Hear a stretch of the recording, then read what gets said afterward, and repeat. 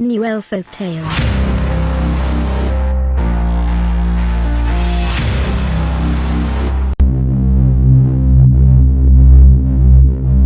Once upon a time, in a big bright village, lived a man named Amadi. Amadi had a wife named Amma. Amma was very kind and loved by everyone in the village.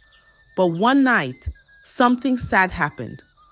Amma disappeared, and no one could find her anywhere. The villagers searched everywhere.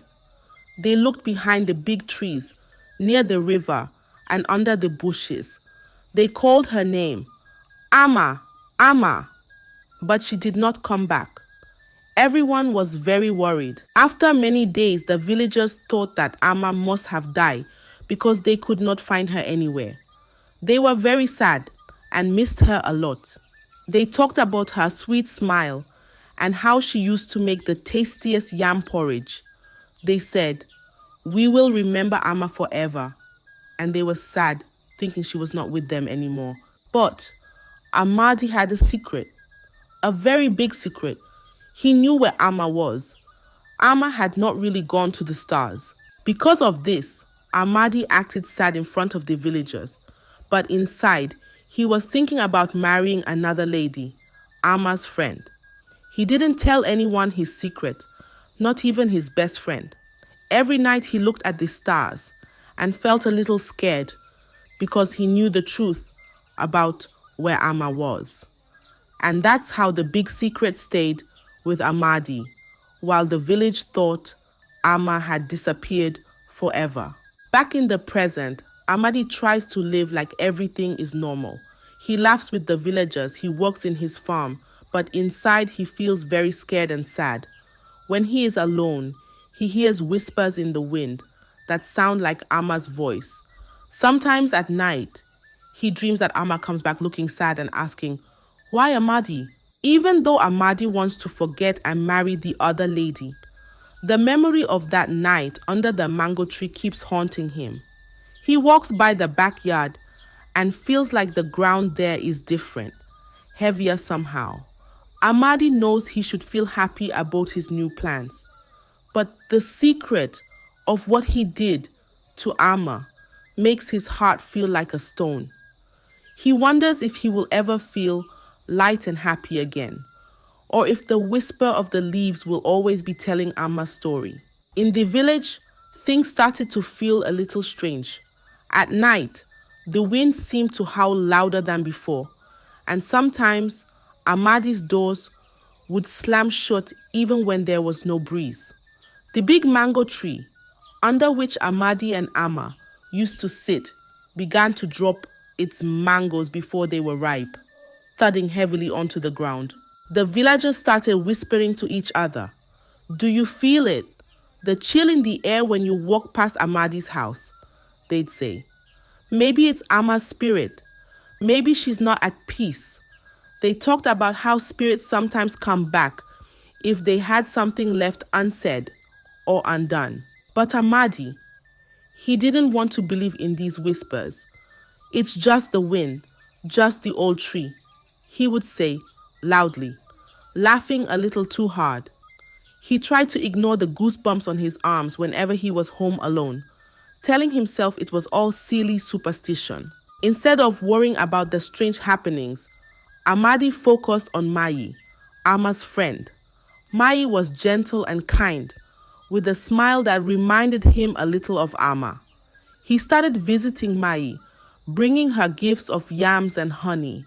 He'd sit with her, trying to weave his charm, hoping she'd be his wife. But every time he talked to Mai, a gust of wind would blow, rustling the leaves and making the curtains dance. And at night, the strange sounds around his house grew louder, like someone was whispering his name. It seemed the more he ignored the signs, the stronger they returned, as if they were trying to tell him something important. Even so, Amadi kept dismissing these signs, focusing all his smiles and sweet words on Mai. But deep down, a fear began to grow inside him, a fear that maybe the village whispers were right. Maybe Amma's spirit really was stirring, and maybe just maybe, it wanted justice. One bright morning, when the sun painted the sky a soft orange, Amadi decided it was time to ask Mai to marry him. He put on his best shirt, the one with patterns of the great river, and combed his hair until it lay smooth against his head. In his hand, he held a small, woven basket filled with the sweetest oranges from his garden, his heart fluttering like a caged bird. Mai was tending to her flower garden when Amadi arrived. Her hands were deep in the earth, and her face lit up with a warm smile as Amadi approached. But when he mentioned marriage, her smile faltered, and she paused, her hands still in the soil. Amadi, Mai began, her voice trailing off as she looked around, as if searching for the right words carried by the wind. I loved Amma very much. She was like a sister to me. It feels too soon, and it feels strange without her. Amadi nodded, trying to mask the flicker of worry in his eyes. I understand, Mai, but life must go on, and we find happiness where we can, he said, his voice almost convincing. As they spoke, a cold breeze swept through the garden, chilling their bones despite the morning sun. Mai shivered and looked around, a sense of unease creeping up her spine.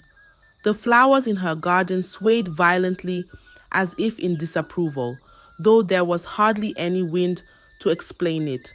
Did you feel that? Mai whispered, her eyes wide with a mix of fear and confusion. It's just a chilly morning, Amadi said quickly, too quickly, as he glanced nervously around, half expecting to see Amma standing there. He reached out to take Mai's hand, but just as their fingers were about to touch, the ground beneath them trembled slightly. A single, beautiful flower from Amma's favorite bush suddenly wilted and died right before their eyes. Mai pulled her hand back, her heart racing. Amadi, I need some time to think about this. Please, she stammered, her loyalty to Amma tangling her feelings like the vines in her garden. Amadi left Mai's house with a heavy heart, the basket of oranges still in his hand, untouched and unwanted. As he walked back to his house, the air felt denser, and the whispers of the village seemed to follow him, murmuring about spirits and unsettled deaths. That night, as Amadi tried to sleep, the image of the wilted flower haunted him. The house creaked and groaned as if bearing the weight of an unseen presence. Amadi tossed and turned, his mind a turmoil of regret and fear. It seemed the more he tried to move forward, the stronger the past clung to him, reminding him of the grave secret buried just outside his window. One morning, after a night filled with uneasy dreams, Amadi decided he could no longer bear the strange happenings and the heavy guilt alone. He walked to the edge of the village where an old wise woman lived. Her hut was small, surrounded by curious herbs and whispering trees.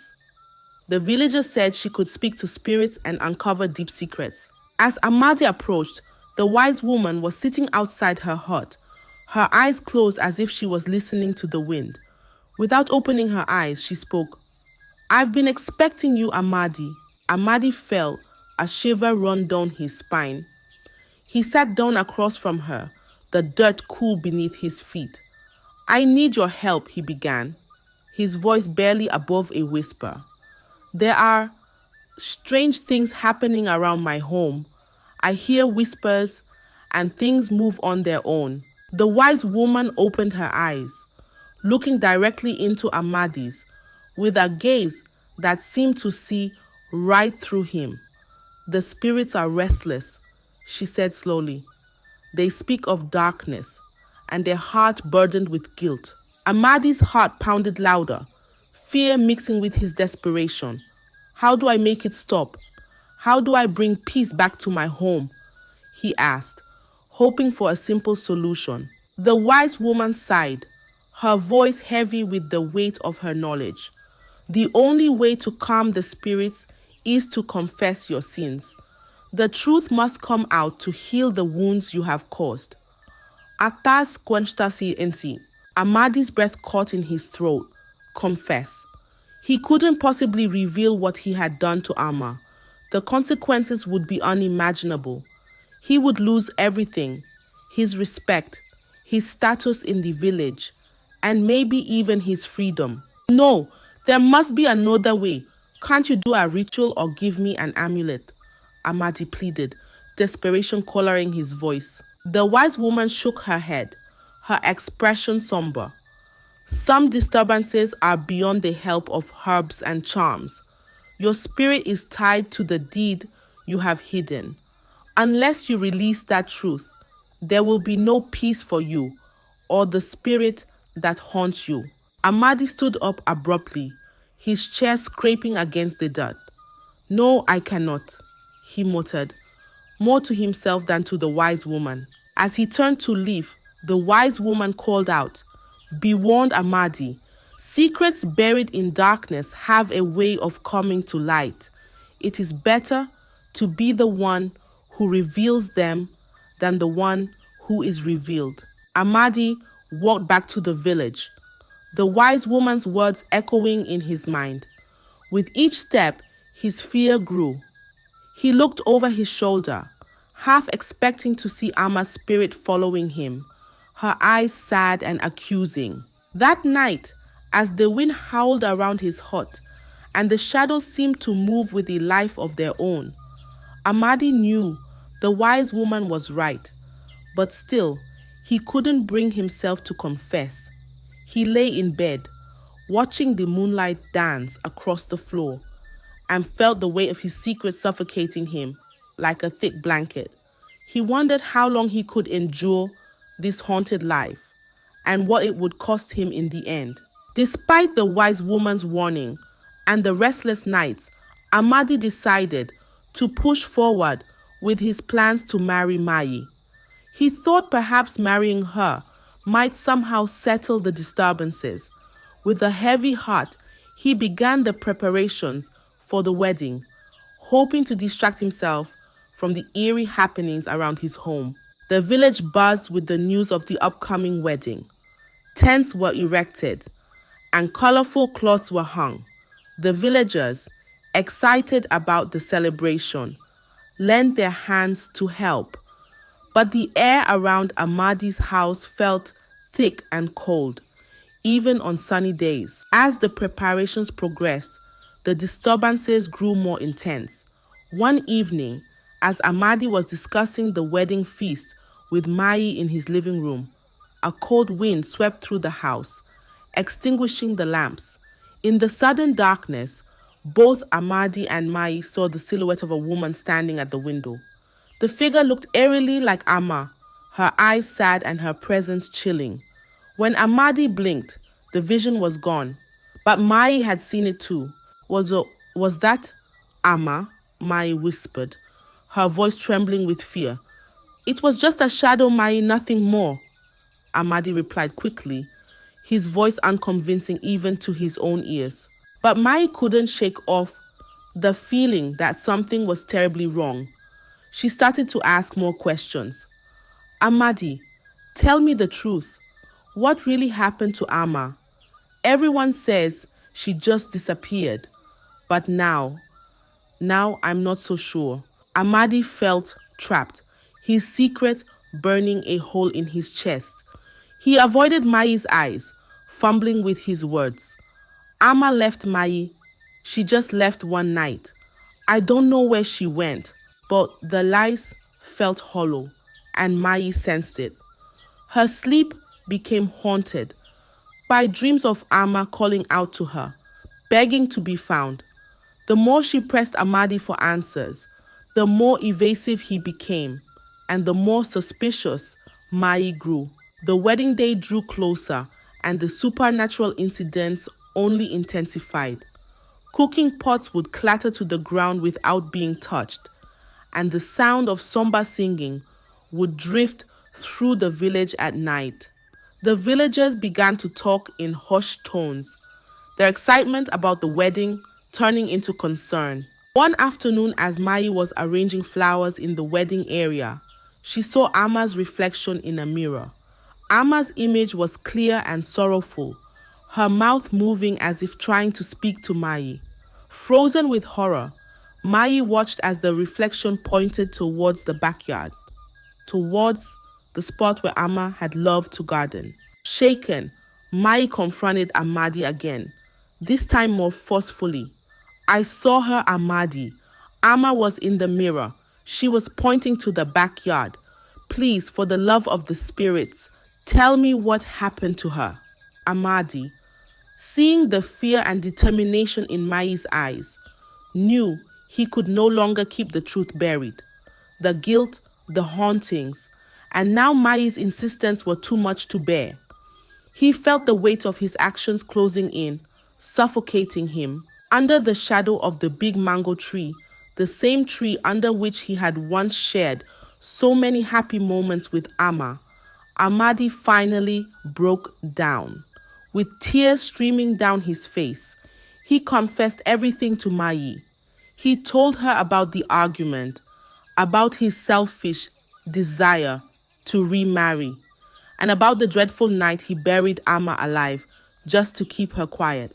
One night, when the moon was just a silver sliver in the sky, Amadi and Amma were sitting under the big mango tree in their backyard. The air was quiet, and the only sound was the rustle of leaves.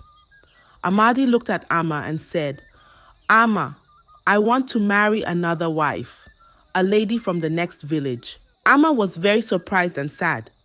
She loved Amadi very much and thought they were happy together. No, Amadi, Amma said softly. You should not marry another wife. We promise to always be there for each other, just us two. Amadi didn't like Amma's words. He got very angry. No, Amma, I will do what I want, he shouted. But Amma stood up and said, I cannot let you do this, Amadi. It's not right. That night, Amadi made a very bad choice. While Amma was asleep, he quietly took her to a little spot in the backyard. He thought, if Amma cannot agree, then I must keep her quiet forever. And so he buried her there, where the shadows were long and dark. Amma couldn't say no anymore. Mai listened, horror-struck and heartbroken. The world seemed to spin around her as she grappled with the monstrous truth about the man she was about to marry. As the truth came out, the air felt lighter, but the damage was done. The wedding preparations, once filled with joy, were now overshadowed by a tragic truth that changed everything. After hearing Amadi's shocking confession, Mai felt as if the ground beneath her had shattered. With tears in her eyes and a heart heavy with grief for her friend Amma, she stumbled away from Amadi, her mind racing with horror and disbelief. Amadi watched helplessly as Mai fled, her figure disappearing among the trees. The weight of his sins felt heavier than ever, crushing him with guilt and fear. He knew that once Mai told the villagers what he had done, his life in the village would be over. He would be shunned, despised, and possibly even punished by the community's laws. As the sun set, casting long shadows across the village, Amadi sat alone in his hut, wrestling with his thoughts. The idea of fleeing the village crossed his mind. He could leave under the cover of night, find a new place, and start anew where no one knew of his terrible deed. But as he packed some belongings, he realized how futile the idea was. He was too entangled in his lies, too rooted in his life here. Where could he go that his guilt wouldn't follow him? The haunting visions of Amma and the eerie disturbances at home seemed to grow more intense, as if confirming that he couldn't just run from his past. Every creak of his hut, Every whisper of the wind sounded like accusations, reminding him of the grave in his backyard. Desperate and cornered, Amadi felt a surge of panic. He stopped packing and thought about facing the villagers' wrath. Could he endure their judgment, their scorn? He imagined their angry faces, the way they would look at him, not as a neighbor, but as a monster. In a moment of sheer desperation, Amadi considered one last plan to save himself.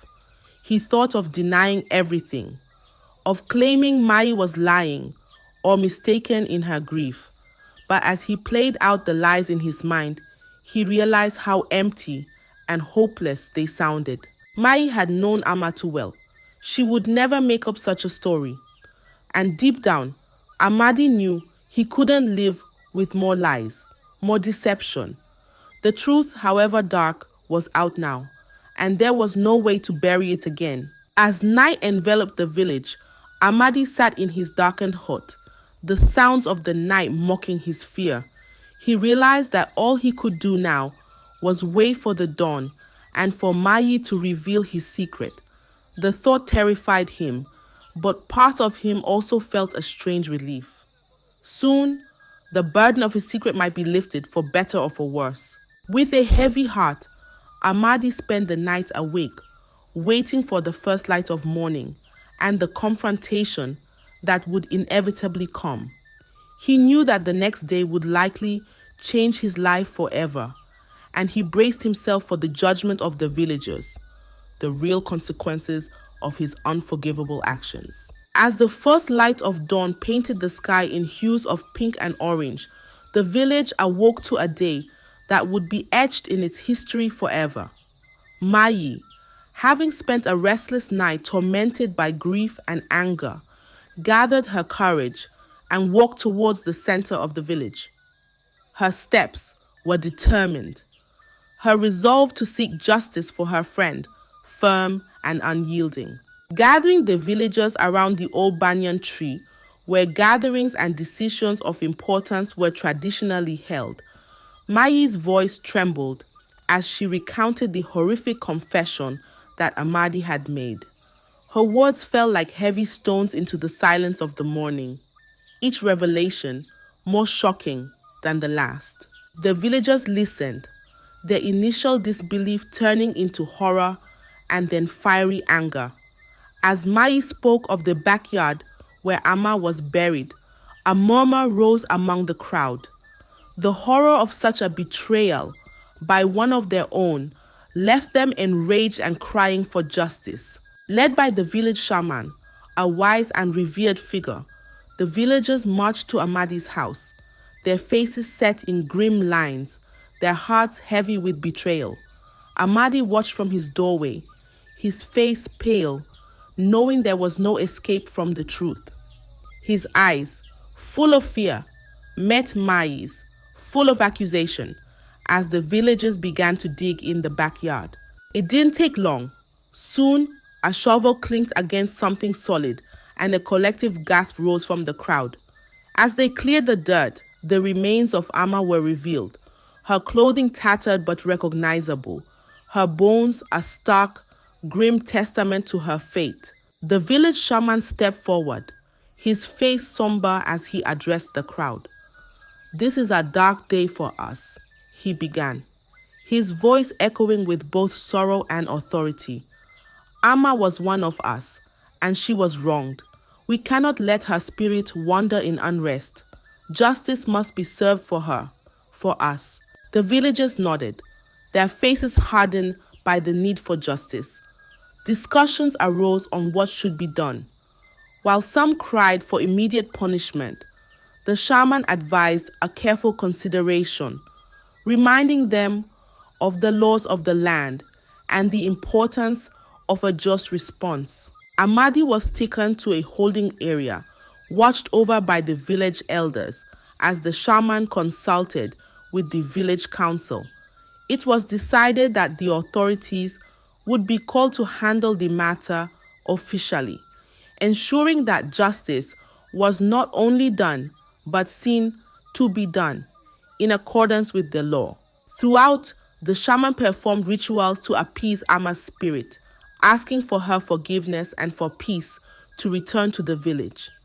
Incense burned, prayers were chanted, and offerings were made, all part of the solemn promise to right the wrongs that had been done. The day wore on, heavy with the weight of truth and the pursuit of justice. The villagers, united in their shock and grief, supported each other, reaffirming the bonds of their community, shaken but resilient in the face of betrayal. As the sun set on the village, a sense of solemnity settled over the homes. They had faced a terrible truth that day, but in their commitment to justice, they found a renewed strength, a reaffirmation of their values and their unity. Ama's spirit, they hoped, could now find peace, and with it, the village could begin to heal from the wounds of betrayal. The day of the ritual of atonement arrived, marked by a somber mood that hung over the village like a thick fog. The villagers, dressed in white as a symbol of purity and renewal, gathered around the old banyan tree once again. This time, the gathering was to heal, to cleanse the pain that had seeped into their lives. The shaman, adorned in his ceremonial robes, prepared the ritual space with sacred herbs and symbols drawn in the earth around the tree. The air was filled with the scent of burning sage, and soft mournful chants began to rise among the villagers, their voices weaving a tapestry of sorrow and hope. At the center of the gathering, under the watchful eyes of the community, stood Amadi. His face was gaunt, the weight of his guilt etching deep lines into his skin. As the shaman approached him, he handed Amadi a small bowl of water mixed with herbs, symbolizing purification. The shaman spoke in a clear, resonant voice. Today, we gather not only to seek justice, but to restore peace to our community and to the spirit of Ama, who was wronged. Let the truth be spoken here, and let the heart that harbors guilt be cleansed. Turning to Amadi, the shaman continued, "Speak your truth, confess your deeds, and ask for forgiveness from Ama's spirit and from your community." With trembling hands, Amadi took the bowl and drank the bitter water, a symbol of his willingness to cleanse his soul. Then, with a voice barely above a whisper, he began to speak. "I have wronged Ama, a woman who was my wife, whom I promised to protect and cherish. In a moment of selfishness, I took her life because she stood in the way of my desires. I buried her in our backyard, hiding my crime from all of you." The villagers listened, their faces a mixture of horror, sadness, and compassion. Tears flowed freely among them as the weight of Amadi's confession settled in their hearts. "I am deeply sorry for the pain I have caused to Ama, to Mai, to all of you." Amadi continued, his voice breaking. "I seek forgiveness, though I know I may not deserve it." The shaman then led the villagers in a chant, asking for the spirits to cleanse Amadi and to bring peace to Ama's spirit. He instructed the villagers to pass around a feather, each person holding it as they said a prayer for healing and forgiveness. As the feather passed from hand to hand, each villager added their voice to the ritual, their words a powerful force for healing. When the feather returned to the shaman, he placed it in a clay pot, which he then buried under the banyan tree, symbolizing the burial of past wrongs and the planting of new beginnings. Finally, the shaman asked everyone to join hands, forming a circle around the tree. "Let this circle be a symbol of our unity and our commitment to peace and justice," he said. "May we move forward as a community, stronger and wiser from our trials." As the ritual concluded, the villagers felt a subtle shift in the air, a lightness, as if a heavy burden had been lifted. Though the pain of the past could not be erased, the ritual of atonement brought a sense of closure and a hope for renewal. Amadi stood quietly, the reality of his confession and the forgiveness offered by his community washing over him. He knew his journey of atonement was just beginning, but for the first time in a long while, he felt a glimmer of hope that perhaps one day he could find peace within himself as well. As in the days following the ritual of atonement, the village slowly began to heal, but the memory of what had happened remained fresh in the minds of all. Amadi, having confessed his grievous actions, was now a figure of solemn isolation. The community, while having forgiven him in the ritual, could not forget the atrocity he had committed. As a result, Amadi was shunned and required to live on the outskirts of the village, separated from the daily lives and joys of his neighbors. Amadi's hut, once filled with the laughter of his wife, now stood as a somber reminder of his deeds. He spent his days in solitude, tending to a small garden that he had started in an attempt to soothe his troubled mind.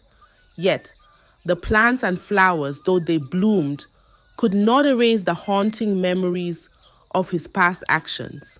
He often paused, looking at the quiet earth, reminded of the grave he had once dug in his backyard. The villagers, for their part, worked to restore peace and ensure that such a tragedy would never again disturb their community. They established a council to address grievances and conflicts, a move inspired by the collective resolve to protect every member without resorting to secrecy or silence. They also began to honor Ama's memory annually, planting flowers and trees in a new community garden named after her, turning the site of her burial into a place of beauty and reflection. The annual remembrance became a vital part of the village's life, not only to honor Ama, but also as a lesson to all about the value of life and the importance of speaking out against wrongdoing. It was a time for the community to come together, reaffirm their bonds, and teach their children the importance of justice and compassion. Amadi, watching from a distance, was never a part of these gatherings. His presence was a reminder of the past the villagers wanted to move beyond. Yet he was not forgotten. The shaman would occasionally visit him, providing counsel and ensuring he was not neglected, for the community believed in justice tempered with mercy. As the years passed, Amadi grew older and frailer, his life a shadow of what it might have been. The isolation weighed heavily on him, each day a mirror reflecting his grave mistake. Yet, through his solitude, he found a certain clarity. He understood the depth of his wrongdoings and learned, albeit too late, the true cost of his actions, not just to himself but to everyone around him. The story of Amadi and Ama, tinged with sorrow and regret, became a cautionary tale told in hushed tones by the elders, and a stark lesson for the young. It served as a powerful reminder of the fragile nature of trust and the profound consequences of betraying it. In this way, the village found its peace, weaving together the threads of loss and forgiveness into a tapestry of strengthened community bonds. Ama's memory, enshrined in blossoms and the shade of new trees, whispered reminders of resilience and renewal to all who walked the paths of the garden bearing her name. As for Amadi, his days ended quietly, a man shaped and shattered by his own deeds.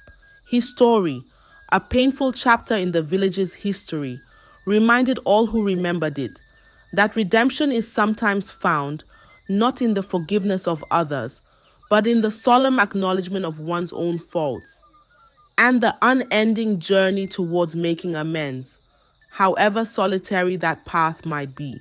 I hope you enjoyed the tale. If so, please like the video, share it with your family and friends, comment on it, and don't forget to subscribe to the channel and turn on the notification bell for more enchanting tales like this one. Goodbye.